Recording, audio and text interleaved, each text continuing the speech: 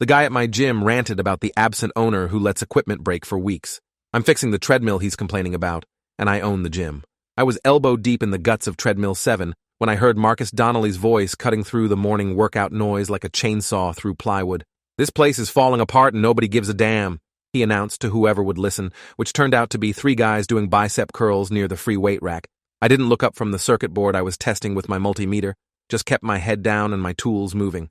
I'd owned Iron Republic Fitness for 6 years, built it from an empty warehouse into the most affordable gym in a neighborhood where people actually needed affordable options. But I'd learned early on that wearing coveralls and carrying a toolbox made me invisible to members who wanted to complain about management.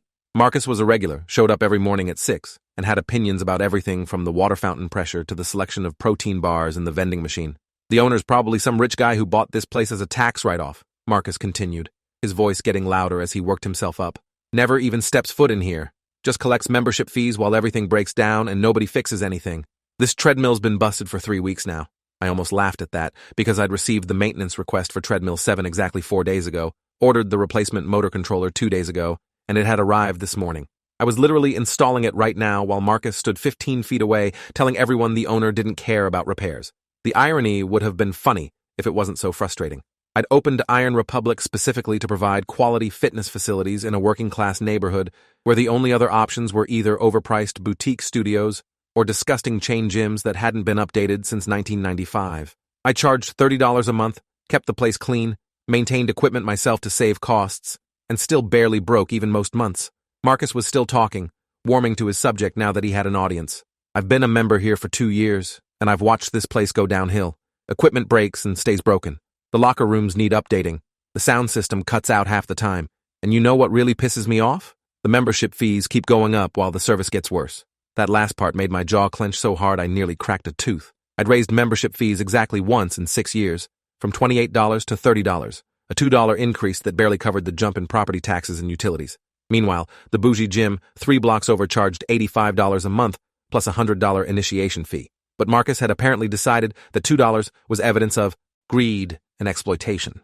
One of the guys he was talking to, a younger member I didn't recognize, asked if Marcus had tried talking to management about his concerns.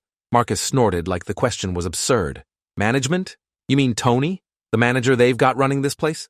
Marcus said. "Guy's useless. I've filed complaint after complaint and nothing changes. He just makes excuses about waiting for parts or saying repairs are scheduled. It's all bullshit. The owner clearly doesn't give him any budget to actually fix anything, probably pockets all the membership money for himself." I focused on connecting the new motor controller to the treadmill's power supply, using the precise movements and technical focus to keep myself from standing up and correcting every single wrong assumption Marcus was spewing. Tony Reeves was my gym manager, a former college athlete I'd hired 3 years ago, who did excellent work with the limited resources I gave him. He handled member services, taught classes, managed schedules, and dealt with complaints professionally. If repairs seemed slow sometimes, it was because I was doing them myself around my other job as a systems analyst for a healthcare company, not because Tony was incompetent or I was hoarding profits. Marcus moved closer to the broken treadmill, and I could see his expensive running shoes from my position kneeling beside the machine. He was still talking to his audience, who seemed less interested now but too polite to walk away. "You know what I heard? I heard the owner doesn't even live in this neighborhood. Probably bought this property when it was cheap, slapped some equipment in here, and now just watches the money roll in while the place deteriorates. That's gentrification for you. Outside investors coming in, extracting wealth, giving nothing back to the community." The gentrification comment particularly stung because I'd grown up 6 blocks from here, in the same rent-controlled apartment building where my mother still lived. I'd saved for 8 years to afford the down payment on this warehouse, working 60-hour weeks and living on ramen and determination. I'd deliberately kept membership rates low, specifically to prevent the kind of pricing out that gentrification usually brought. Another voice joined the conversation, female this time, and I recognized it as belonging to Andrea Liu, who came in most mornings around this time. "I don't know, Marcus. I've never had a problem here. Whenever I've reported an issue, it gets fixed pretty quickly, and the membership rate is incredibly reasonable compared to other places." I silently thanked Andrea for her defense, but Marcus wasn't having it. He launched into a response that made my blood pressure spike. "You're new here. You haven't seen the pattern yet. Give it time. This owner clearly doesn't care about member experience, just cares about profit margins. And the worst part? He's completely absent. Never shows his face. Probably. Afraid to face the members whose money he's taking while providing substandard facilities. It's cowardly, honestly. If you're going to own a business, at least have the guts to be present." The accusation of cowardice hit differently than the other complaints. I wasn't absent because I was afraid or didn't care. I was absent from member-facing roles because I was usually here at 4 in the morning cleaning. or here at 11 at night doing maintenance, or spending my weekends painting over graffiti and replacing burnt-out lights. I stayed invisible because the moment members knew I was the owner, everything changed. They either treated me with artificial friendliness, hoping for special treatment, or they saved up every minor complaint to dump on me in person. The coveralls and toolbox gave me freedom to actually keep the place running without constant social performance. But Marcus had interpreted my intentional invisibility as abandonment, and now he was broadcasting that interpretation to anyone who would listen. I tested the motor controller connection, confirmed the circuit was complete, and started reassembling the treadmill's housing panels. Marcus's voice took on a more ominous tone as he continued his monologue. I'm actually documenting everything. Every broken machine, every maintenance delay, every problem.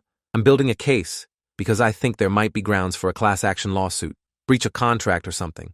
We're paying for access to functional equipment and safe facilities, and this owner isn't delivering on that promise. And I've been talking to some other members who feel the same way, and we're considering taking legal action if things don't improve. My hands stopped moving for a second as that statement registered. A class action lawsuit? Over what exactly? A treadmill that had been out of service for 4 days while I waited for a part?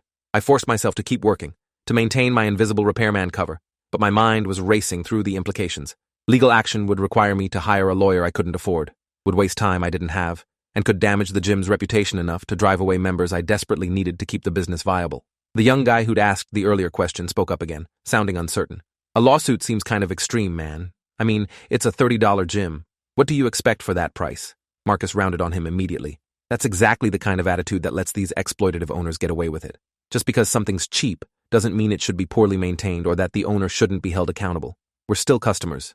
We still have rights. And if enough of us band together, we can force change. That's how these things work. You hit them where it hurts, in their wallet, and suddenly they start caring about the people they've been ignoring. I finished tightening the last panel screw and stood up, grabbing my toolbox and clipboard. I'd heard enough. It was time to actually test whether the repair worked, which meant powering up the treadmill and running through diagnostic sequences.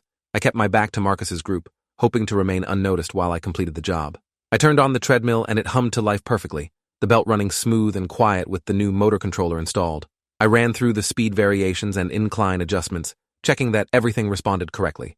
Behind me, Marcus's voice suddenly shifted. Oh look, I guess they finally sent someone to fix it. Only took 3 weeks.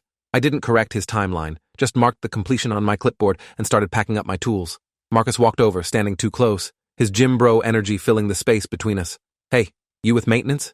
He asked. I nodded without looking up, focusing on organizing my screwdrivers by size in their case.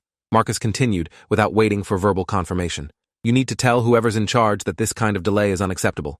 3 weeks for one machine? That's ridiculous. Part took a few days to arrive, I said, keeping my voice neutral and my explanation minimal. I'd learned that the less I said in these situations, the better. Marcus wasn't interested in actual information anyway, just in expressing his frustration. He proved this immediately by talking over my response. That's not an excuse. A properly run facility would have backup parts in stock, but that requires investment, which requires an owner who actually cares about the business beyond just extracting profit. You tell Tony, or better yet, tell the owner if you ever actually see him that members are getting fed up. Things need to change, or people are going to start leaving. And when they do, maybe this place will finally shut down and someone who actually knows how to run a gym can take over the space. The casual dismissal of 6 years of my life, the suggestion that Iron Republic should fail and be replaced, hit harder than it should have. I closed my toolbox with more force than necessary. I'll pass along your feedback, I said flatly, picking up my equipment and heading toward the utility room where I stored maintenance supplies. Marcus called after me, something about making sure management understood the severity of the situation, but I was done listening. I locked the utility room door behind me and leaned against the concrete wall, letting out a long breath. This was the part of gym ownership that never appeared in the entrepreneur success stories. Not the financial struggles or the long hours, but the constant low-grade disrespect from people who had no idea what actually went into keeping a place like this running. Marcus thought I was absent. I'd been here until midnight last night, replacing a shower head and recaulking tiles. I'd been here at 5 this morning, checking HVAC filters. I was here right now, fixing his treadmill, while he told everyone I didn't care. I pulled out my phone and texted Tony, asking him to come to the utility room when he had a minute. He showed up 3 minutes later, closing the door behind him and leaning against the workbench where I stored larger tools. Tony was 31, built like the linebacker he'd been in college, with an easy smile that put members at ease. That smile was absent now as he looked at my expression. What's wrong? I saw you working on Treadmill 7. I gave him the abbreviated version of Marcus's complaints, the lawsuit threats, the accusations about absent ownership and declining standards. Tony's jaw tightened as I talked, and when I finished, he shook his head slowly. Marcus Donnelly is a professional complainer. I've dealt with at least a dozen issues from him in the past year. Most of them are either exaggerated or completely fabricated. Last month, he claimed the water fountain water tasted weird and demanded we get it tested. I had it tested. Results came back perfect. He's talking about organizing members for legal action, I said. That's beyond normal complaints. That's someone actively trying to damage the business. Tony ran a hand over his shaved head, thinking, you want me to address it with him directly? I can pull him aside, explain the actual timeline on the treadmill repair, maybe calm him down before this goes further. I considered it, but shook my head. The problem with having Tony intervene was that it wouldn't actually change Marcus's fundamental assumptions about absent ownership and profit-seeking. It would just be another layer of management buffering the invisible owner from accountability. I think I need to talk to him myself, I said, as the owner. Actually make myself visible for once. Tony's eyebrows rose. You sure? Once members know you're the owner, you can't put that genie back in the bottle. Everyone's going to approach you differently. Maybe that's not a bad thing, I said, though I wasn't entirely convinced. Maybe if Marcus understood who was actually running this place and why I make the decisions I make, he'd be less likely to organize a lawsuit. Tony didn't look optimistic. Or maybe he'll just shift his complaints from an absent owner to a present owner who's still not meeting his standards. Some people are going to be unhappy no matter what you do. He had a point, but I couldn't let the lawsuit threat just hang there without response. I told Tony I'd approach Marcus myself later in the week, after I had time to prepare what I wanted to say and how I wanted to frame my ownership. Tony left to handle the front desk, and I spent another hour in the utility room doing inventory of maintenance supplies and making a list of upcoming repairs. The fluorescent lights hummed overhead while I worked, and somewhere in the background, I could hear the familiar sounds of the gym in operation.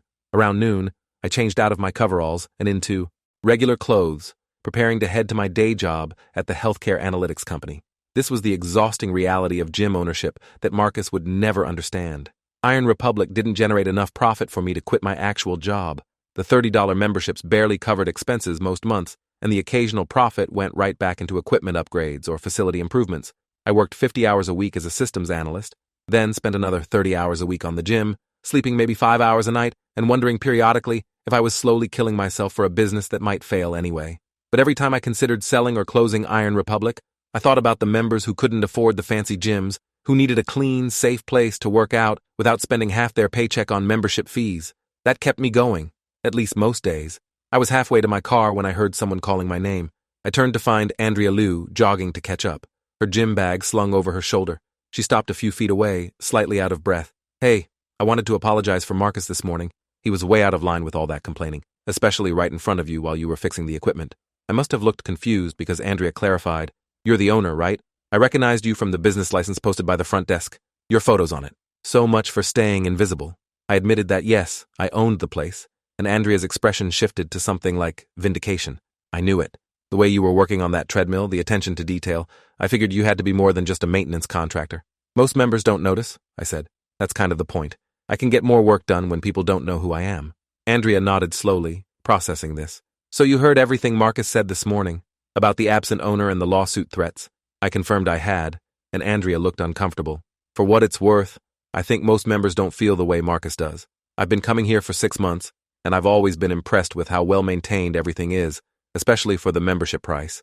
I checked out 4 other gyms before joining here, and they were all either way more expensive or actually kind of gross. This place is a good balance. Her words were exactly what I needed to hear after Marcus's rant, but I couldn't help wondering if she'd feel obligated to say nice things now that she knew I was the owner. The visibility that came with revealing my identity always carried that uncertainty. We talked for another minute about her experience at the gym, and Andrea mentioned she'd seen me working on various repairs over the past few months, but had assumed I was a particularly dedicated maintenance contractor. You're here all the time, she observed. Early mornings, late evenings, that's not normal contractor behavior. That's owner behavior. I explained my situation briefly, the day job and the night maintenance, the choice to keep membership rates low even though it meant working myself into the ground. Andrea listened carefully and then asked a question nobody had ever directly asked me before. Why do you do it? I mean, if the gym barely breaks even and you're exhausting yourself maintaining it, why not just sell it or raise prices significantly? You could make your life easier. It was a fair question, and one I'd asked myself countless times at 3 a.m. while unclogging a toilet or replacing ceiling tiles. I grew up in this neighborhood, I told her. My mom still lives here. I saw what happened when the boutique gyms moved in, how they priced out everyone who actually lived in the community. I wanted to create something different, something sustainable for working people. That means keeping costs low even when it's hard. Andrea smiled at that, a genuine expression that reached her eyes. That's actually really admirable. Most business owners I know are primarily focused on maximizing profit. It's refreshing to meet someone with different priorities. We parted ways after that, and I drove to my day job, thinking about visibility and assumptions and the stories people told themselves about business owners they'd never met. Marcus had constructed an entire narrative about a greedy, absent owner who didn't care about members or maintenance. The truth was almost the opposite, but truth didn't matter when someone had already decided what they believed. My day job was tedious as usual, analyzing healthcare data streams and building reports for hospital administrators who rarely read them carefully. I went through the motions, attending meetings and responding to emails, while my mind kept circling back to the gym and Marcus's lawsuit threats.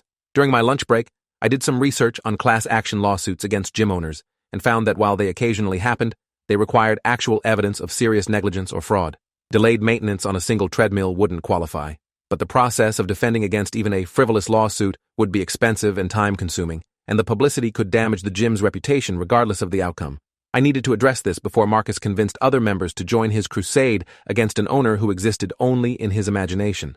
That evening, I returned to Iron Republic around 8, after most of the evening rush had cleared out.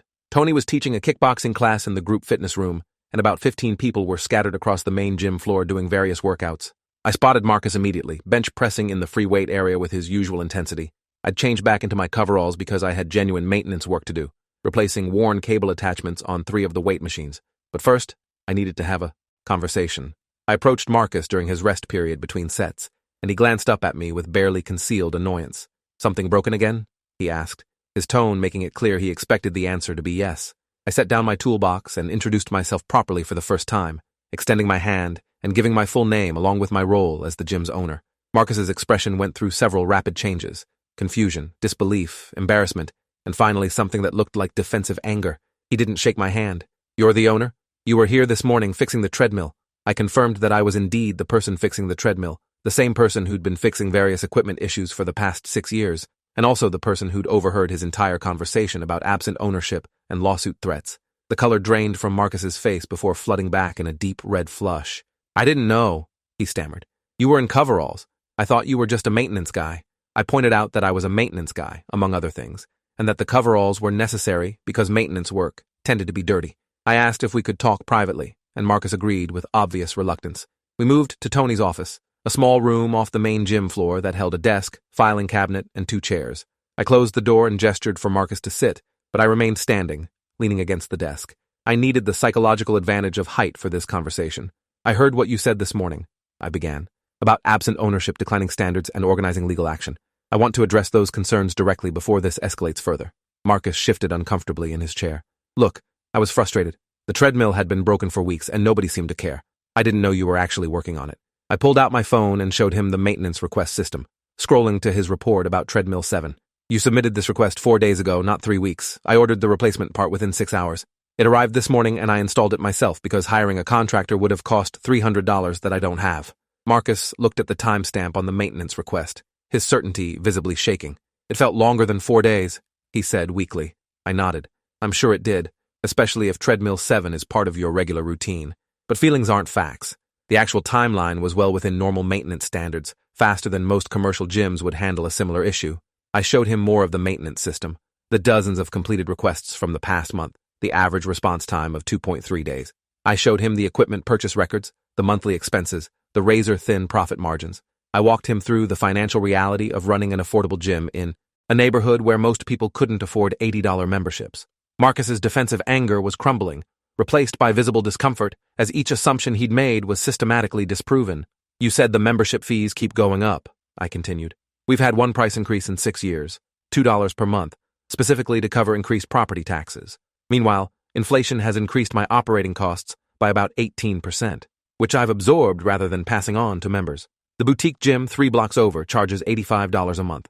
The chain gym on Madison charges $60 with a mandatory annual fee of $200. We charge $30, no additional fees, and I personally clean the bathrooms every morning before my day job because I can't afford to hire additional cleaning staff." Marcus was staring at his hands now, unable to maintain eye contact. I pressed forward, needing him to understand the full scope of his misconceptions. "You said I'm an outside investor extracting wealth from the community. I grew up 6 blocks from here. I saved for 8 years to buy this building. I worked 2 jobs to keep this place running so people in this neighborhood have access to affordable fitness facilities." "I didn't know," Marcus repeated, his voice barely above a whisper. I sat down in the other chair, reducing the confrontational energy slightly. "You didn't know because you never asked. You constructed an entire narrative about who I was and what my motivations were without ever attempting to verify your assumptions. And then you started broadcasting that false narrative to other members and threatening legal action based on nothing but your own frustration and imagination. Marcus flinched at that assessment. I was angry. The equipment issues, they seemed like a pattern of neglect. I pulled up more records on my phone, showing him the maintenance history for the entire gym. In the past year, we've had 12 equipment malfunctions across 35 machines. That's a failure rate of less than 3%, which is actually excellent for a facility this size and age. Every single malfunction was addressed within 1 week, most within 3 days. That's not neglect, Marcus. That's effective management with limited resources. The silence stretched between us for a long moment before Marcus finally looked up. I feel like an idiot, he admitted. Everything you're saying makes sense. I jumped to conclusions. I appreciated the acknowledgement but needed to address the larger issue. The problem isn't just that you jumped to conclusions. The problem is that you immediately started organizing other members against the gym based on those false conclusions. You talked about class action lawsuits, about the gym shutting down and being replaced. You potentially damaged the reputation of a business that serves this community specifically because we're affordable and accessible. That's not just a misunderstanding, Marcus. That's harm. He nodded miserably. What can I do to fix it? I'll apologize to anyone I talk to. I'll tell them I was wrong. I considered what I actually needed from this situation. An apology was fine, but it wouldn't undo the seed of doubt Marcus had planted in other members' minds. I need you to understand why I operate this gym the way I do, I said. I need you to understand that low membership fees and owner-operated maintenance aren't signs of neglect or exploitation. They're conscious choices I make to keep this place accessible to people who need it. And I need you to spread that understanding to the same people you were spreading complaints to. Marcus agreed immediately, relief evident in his expression. I can do that. I will do that. I'm sorry. I really am. I believed his sincerity, but I also knew that Marcus's fundamental personality traits hadn't changed. He was still someone who jumped to conclusions and broadcasted opinions as facts. That tendency would resurface eventually, just about different topics. I needed to establish clear boundaries about how he engaged with other members going forward. If you have concerns in the future, you bring them directly to Tony or to me. You don't organize members or make accusations without verifying facts first. Can you commit to that? Marcus committed to those terms, and we wrapped up the conversation with a handshake that felt more genuine than the refused one from earlier. I left him in the office and returned to my actual work, replacing the worn cable attachments while processing everything that had just happened. The confrontation had been necessary, but it left me feeling drained rather than vindicated. This was the exhausting reality of visibility as an owner. Every decision scrutinized, every delay interpreted through whatever narrative members had constructed in their heads. Part of me wanted to go back to being the invisible maintenance guy who could just focus on keeping equipment running. But that option was gone now. Andrea knew who I was, Marcus knew, and word would spread through the gym community within days. The dynamic had permanently shifted. I finished the cable repairs around 10 and did a final walkthrough of the facility, checking that everything was secure for the night. The gym was empty now, except for one woman doing yoga stretches in the corner. I recognized her as Claire Novak, a schoolteacher who'd been a member for about 4 years. She waved as I passed, and I waved back, wondering if she'd heard any of Marcus's complaints, or if she'd soon hear about the owner revelation. The thought made me tired. I locked up the gym and drove home to my studio apartment, where I ate a reheated dinner and fell into bed without bothering to shower first. Sleep came quickly, the exhaustion of 2 jobs and emotional confrontations finally catching up with me. I dreamed about treadmills that kept breaking no matter how many times I fixed them, about members who filed endless complaints while I worked invisibly to address their needs. The next morning, I was back at Iron Republic at 5, cleaning the locker rooms before the early morning crowd arrived. This was my routine, the invisible labor that kept the gym functional and pleasant. I scrubbed toilets, mopped floors, wiped down mirrors, restocked soap and paper towels. Around 6, members started trickling in for their pre-work routines, and I slipped into the utility room before too many people could see me in my cleaning role. This was the challenge of visibility. Members who knew I owned the place would be uncomfortable seeing me scrubbing their toilets, would maybe feel awkward about the class dynamics of wealth and service. But the toilets still needed scrubbing, and I still couldn't afford to hire additional staff to do it. I changed from cleaning clothes into my work clothes and headed to my day job, arriving at the office by 7:30 for another day of healthcare data analysis. Around lunchtime, Tony called my cell phone with an edge of concern in his voice. "We have a situation. Can you come to the gym?" I asked what kind of situation, and Tony hesitated before answering. Marcus Donnelly is here with about 8 other members. He called an impromptu meeting in the group fitness room to talk about gym management. I think he's actually following through on what you asked, trying to correct his previous complaints, but it's getting kind of intense. I told Tony I'd be there in 20 minutes and hung up before my boss could see me taking a personal call during work hours. I grabbed my keys and headed out, texting a vague excuse about a family emergency to my supervisor. The drive back to the gym felt longer than usual, my mind racing through possible scenarios. Was Marcus actually trying to correct his false narrative, Or had he rallied other members to join his crusade despite our conversation? I arrived at Iron Republic to find the group fitness room packed with about 15 members, not 8 like Tony had said. Marcus stood at the front near the mirrors, gesturing emphatically while people listened with varying degrees of interest. I slipped in through the back door, staying near the wall where I could hear without immediately drawing attention. Marcus was mid-sentence when I entered. And I completely misunderstood the situation. The owner isn't some absent investor who doesn't care. He's here constantly, doing repairs himself, working around the clock to keep membership fees low. I was wrong about basically everything I said yesterday. A woman in the front row raised her hand. I recognized her as Bethany, a nurse who worked night shifts and came to the gym in the afternoons. So there's no class action lawsuit? You're saying the gym is actually well managed? Marcus nodded emphatically. The maintenance response time is actually better than industry standard. The equipment failure rate is exceptionally low. The owner showed me all the data. Another voice spoke up, male this time, from someone I didn't recognize. But you said yesterday that things were falling apart, that the owner was pocketing profits while the facility deteriorated. Now you're saying the opposite. Which is it? Marcus looked uncomfortable but pushed forward. Yesterday I was operating on assumptions and frustration rather than facts. I had a long conversation with the owner last night and he showed me the actual maintenance records, the financial situation, everything. I was wrong. I'm trying to correct that now by being honest with all of you. The skeptical member wasn't satisfied. This feels like damage control. Did the owner threaten you with something? Are you walking back your complaints because you're worried about getting kicked out? Marcus shook his head firmly. No threats, no coercion. I genuinely learned information that changed my understanding. Look, I know I'm usually the guy complaining about stuff. I have strong opinions and I voice them loudly, but I'm also capable of admitting when I'm wrong. Bethany spoke again. I'd actually like to hear from the owner directly. Marcus, you're telling us your perspective changed after talking to him, but I'd rather form my own opinion based on primary information. Several other members murmured agreement, and I realized this was the moment to step forward.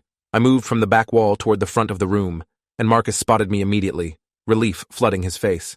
He's actually here, Marcus said, gesturing toward me. This is the owner. He can explain better than I can. All eyes turned to me, and I felt the familiar discomfort of being the center of attention. But I'd chosen visibility by confronting Marcus last night, and this was the consequence of that choice. I introduced myself to the group, giving my name and confirming that yes, I owned Iron Republic and had for the past 6 years. I also mentioned that I'd been the one fixing the treadmill yesterday morning while Marcus had complained about the absent owner 15 feet away. That detail got some laughs and broke the tension slightly. I spent the next 20 minutes walking through the same information I'd shown Marcus.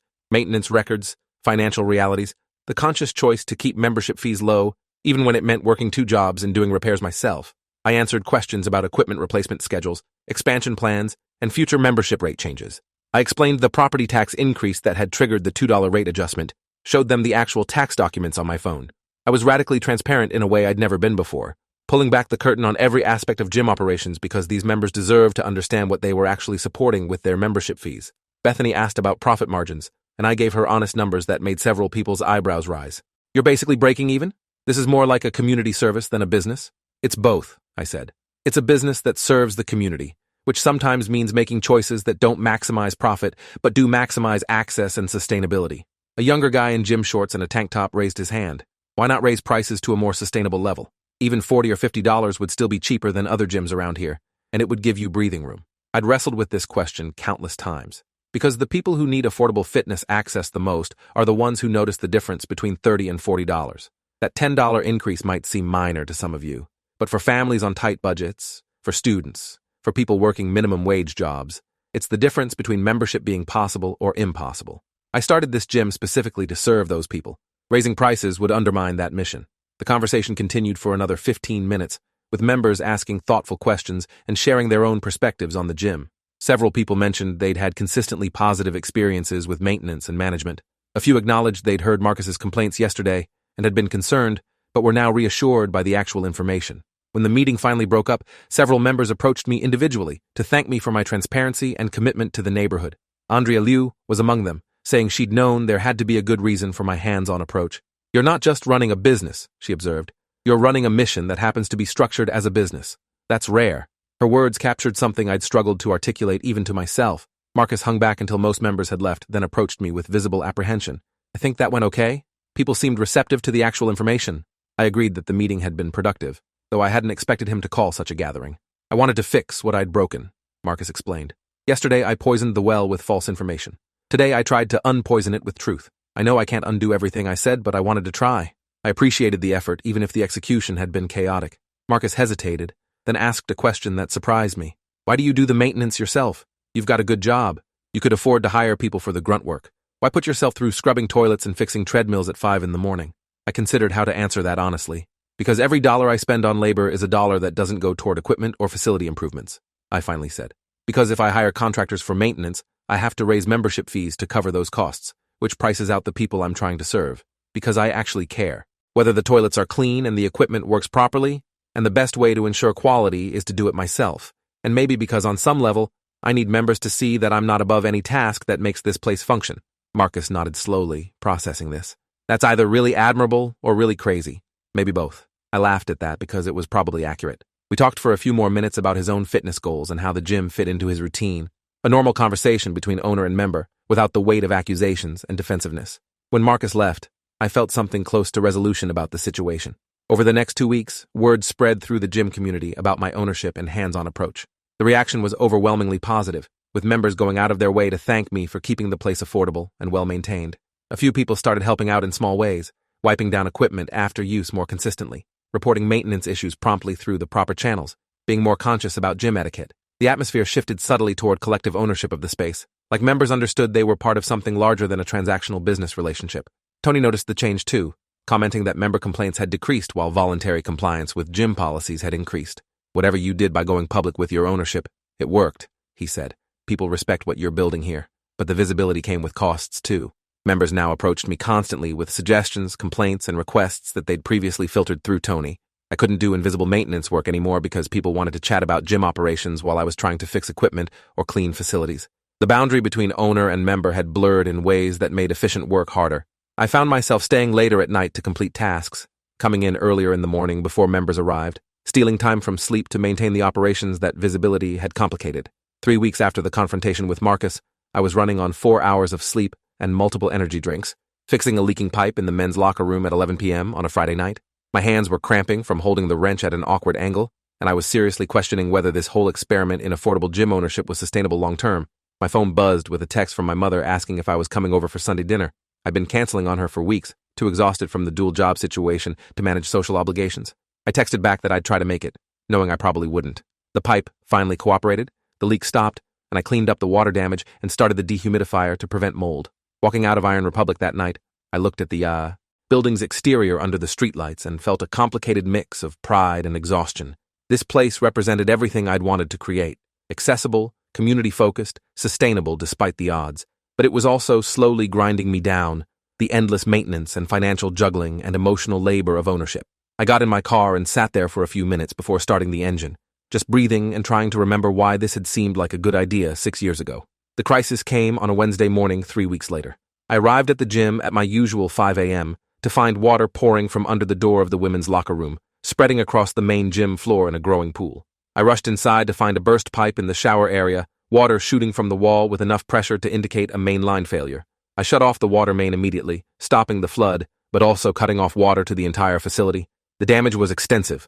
Flooded locker room, soaked carpet in the main gym area, water damage to the drywall that would require replacement. I called an emergency plumber who arrived an hour later and delivered the news I'd been dreading.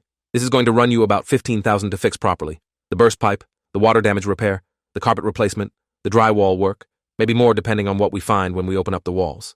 $15,000 that I didn't have. I ran the numbers in my head. The gym's emergency fund had maybe $4,000 saved up. My personal savings had another $3,000, and that was money I needed for rent and living expenses. I'd have to take out a loan, which meant monthly payments that would eat into the already thin profit margins, which would probably require raising membership fees to cover. I sat on the wet floor of the gym, my back against the wall, and felt the weight of impossible choices pressing down. If I raised fees significantly, I'd price out exactly the members I'd created this gym to serve. If I didn't raise fees, I couldn't afford the repairs and loan payments. If I closed the gym temporarily for repairs, members would leave for other facilities and might not come back. Every option led to some version of failure. Tony arrived for his shift and found me sitting in the flood damage, the plumber measuring and documenting in the background. "Oh no," Tony said quietly, taking in the situation. "How bad?" I told him the estimate, watched his face fall. "That's not sustainable. Even with a loan, the monthly payments would kill our margins." I nodded, not trusting myself to speak without my voice breaking. Tony sat down next to me on the wet floor, both of us staring at the water-damaged gym that represented 6 years of work and sacrifice. "What are you going to do?" he asked. I didn't have an answer. The practical side of my brain was already running through options. Take out the loan, raise fees by $15 per month, hope most members stayed despite the increase. The emotional side was grieving the loss of the original mission, the affordable access that had been the whole point. I need to call an all-member meeting, I said finally. Explain the situation, let them know fees are going up significantly or the gym closes. Give them the choice about whether they want to stay. Tony suggested crowdfunding as an alternative, but I shook my head. These are working-class people. I can't ask them to donate money on top of membership fees to fix a pipe burst. That's not their responsibility. We spent the rest of the morning coordinating with the plumber, documenting damage for insurance claims that probably wouldn't cover everything, and posting notices about the temporary water outage. Members arrived for their morning workouts and had to be turned away because without functional showers or water fountains, the gym couldn't safely operate. I stood at the entrance explaining the situation over and over, watching frustration and concern cross people's faces as they absorbed the news. By afternoon, I'd scheduled an all-member meeting for Friday evening, sent emails and posted notices throughout the gym explaining the situation and the need for important community discussion. The insurance adjuster came Thursday and confirmed my fears. The policy would cover about $6,000 of the damage, leaving $9,000 I'd have to cover out of pocket.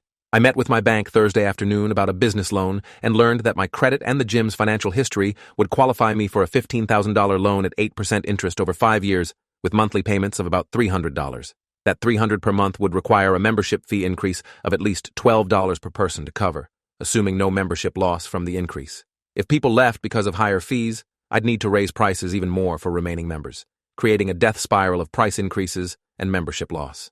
Friday evening came too quickly. I arrived at the gym an hour early to set up chairs in the group fitness room, which was the only space large enough to hold the 60-plus people who'd RSVP'd to the meeting.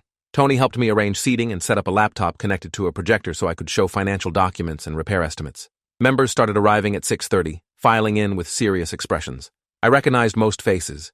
Regulars who'd been with the gym for years, newer members who'd joined in recent months, even a few people who'd let their memberships lapse but came back to hear about the crisis.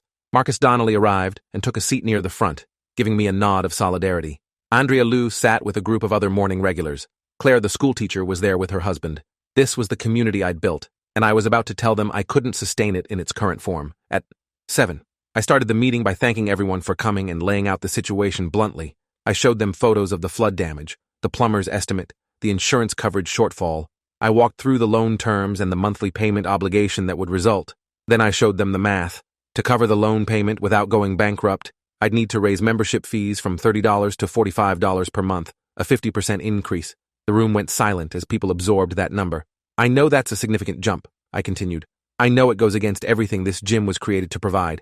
But the alternative is closing permanently because I can't afford the repairs without the loan, and I can't afford the loan without raising fees. I wanted to be transparent with all of you about the situation rather than just announcing a price increase. Hands started going up immediately. Bethany, the nurse, spoke first. What about a temporary fee increase? Could we pay extra for 6 months or a year to cover the repairs, then go back to the original rate? I explained that the loan was a 5-year term, so the increased fees would need to be permanent to cover payments. An older man I didn't recognize well asked about fundraising. If members donated voluntarily, could that reduce how much you need to raise fees? I admitted it could help, but expressed discomfort asking members for additional money beyond their membership obligations. Marcus stood up, and the room's attention shifted to him. I'm going to say something that might be unpopular. $45 a month is still incredibly cheap compared to other gyms in this area. I've been working out for 20 years, and I've never seen a facility maintained this well for this price. Maybe we've been underpaying all along. His comment sparked immediate discussion, with some members agreeing and others pushing back that the original mission was affordable access. A younger woman in workout clothes spoke up. I'm a student. I chose this gym because $30 fit my budget. $45 might not. I don't want to lose access, but I literally might not be able to afford the increase. Her honesty cut through the debate, reminding everyone that price increases affected people differently based on their financial situations. Andrea raised her hand and offered a suggestion. What if we created a tiered membership structure? People who can afford to pay more do so voluntarily, which helps subsidize rates for people who need the lower price point. It's not perfect, but it might help bridge the gap. The idea had merit, though implementing it would add administrative complexity. The discussion continued for over an hour, with passionate arguments on all sides. Some members advocated for the straight fee increase, saying it was necessary and still reasonable. Others pushed for creative solutions like fundraising campaigns, volunteer work programs, or tiered pricing. A few people acknowledged they'd probably have to leave if fees went to $45, which hurt to hear, even though I understood their financial constraints. Throughout it all, I tried to listen more than speak, letting the community I'd built have genuine input on its own future. Finally, Marcus stood up again and made a proposal that stunned me. I'll personally cover $5,000 of the $9,000 shortfall. That reduces the loan amount significantly, which should reduce the monthly payment enough that fees only need to go up by maybe $7 or $8 instead of $15. The room erupted in surprised murmurs. I stared at Marcus, not sure I'd heard correctly. You're offering to donate $5,000? Marcus nodded, looking slightly embarrassed by the attention. I was wrong about you and this gym. I nearly destroyed something valuable because of my assumptions and big mouth. This is me putting my money where my mouth is, literally. This gym serves people who need it, including me. I can afford to help, so I should. His offer broke something open in the room. Other members started volunteering donations. Bethany offered $500. Andrea said she could do $300. The older man pledged $200. Within 10 minutes, members had collectively pledged over $7,000 in one-time donations to help cover the repair costs. I sat there overwhelmed, watching my community come together to save the thing they valued. This is too much, I managed to say, my voice rough with emotion. I can't accept this kind of generosity. This is my problem to solve. Marcus shook his head firmly. It's not your problem alone. This is our gym, our community space. We have a stake in its survival too. Let us help. The meeting shifted from crisis management to logistics planning. We set up a GoFundMe campaign for members who wanted to contribute but weren't at the meeting, established the tiered membership option Andrea had suggested for people who could afford higher monthly rates, and agreed on a modest $5 fee increase across the board that would cover the reduced loan payments. The plan wasn't perfect, but it was sustainable and maintained the gym's affordability mission. By the time people left around 9:30, I felt something I hadn't felt in weeks. Hope mixed with humility. The repairs took 2 weeks, during which the gym operated on a reduced schedule without shower facilities. Members adapted, some showing up already in workout clothes, others bringing wipes for post-workout cleanup. The GoFundMe campaign raised an additional $3,000 from current members, former members, and community members who'd heard about the gym's mission.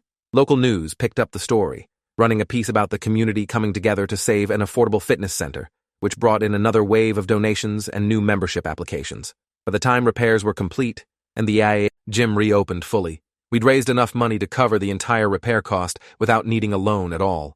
The $5 fee increase stayed in place to build up the emergency fund, but we avoided the catastrophic $15 jump that would have priced out vulnerable members. Marcus became an unofficial gym ambassador after that, recruiting new members and organizing volunteer maintenance days where members helped with basic upkeep tasks. Andrea started teaching a weekly budgeting class in the group fitness room, helping other members manage their finances. Claire organized a mentorship program connecting younger members with experienced fitness enthusiasts. The gym transformed from a business I ran alone into a genuine community project with shared ownership and responsibility. Tony joked that I'd accidentally created a socialist fitness collective, and he wasn't entirely wrong. The experience taught me that vulnerability and transparency, while uncomfortable, created opportunities for community support I'd never have accessed by trying to handle everything alone. 6 months after the pipe burst crisis, I finally felt stable enough to cut back my hours at the day job, moving to part-time so I could dedicate more energy to the gym. The tiered membership model was working well, with about 20% of members voluntarily paying higher rates to subsidize lower rates for students and low-income individuals. We'd hired a part-time maintenance assistant, taking some of the physical burden off me while still keeping costs reasonable. I still scrubbed toilets and fixed equipment, but not at 5 every morning on 4 hours of sleep. The gym was thriving in ways I'd never imagined, not because I'd done everything right, but because I'd been honest about struggling, and the community had chosen to help. Marcus and I became unlikely friends, grabbing coffee occasionally to discuss gym operations and life generally. He admitted that his initial complaints had been driven partly by his own struggles with perfectionism and control, projecting his frustrations onto convenient targets. I learned that the stories we tell ourselves about other people say more about us than about them, he told me one Saturday morning. I assumed the worst about you because I was used to being disappointed by institutions and authority figures. You taught me that sometimes people are actually trying their best with limited resources. His reflection captured something essential about the whole experience: the danger of assumptions and the value of engaging with reality rather than the narratives we construct. A year after I'd fixed that treadmill, while Marcus complained about the absent owner 15 feet away, Iron Republic was stronger than it had ever been. Membership had grown to 90 people, equipment was well maintained through a combination of my work and member volunteers, and the emergency fund had enough cushion to handle future crises. The gym had evolved beyond my original vision of affordable fitness access into something richer, a genuine community space where people supported each other's health goals, financial challenges, and personal growth. I still worked hard, still made sacrifices, still occasionally questioned whether it was all sustainable, but I no longer carried the burden alone, and that made all the difference. The absent owner Marcus had imagined never existed. The present owner barely surviving while trying to serve his community did, and with help from that community, he'd found a way forward that none of them could have achieved alone. Thanks for watching till the end. Make sure to subscribe and like to not miss the next story.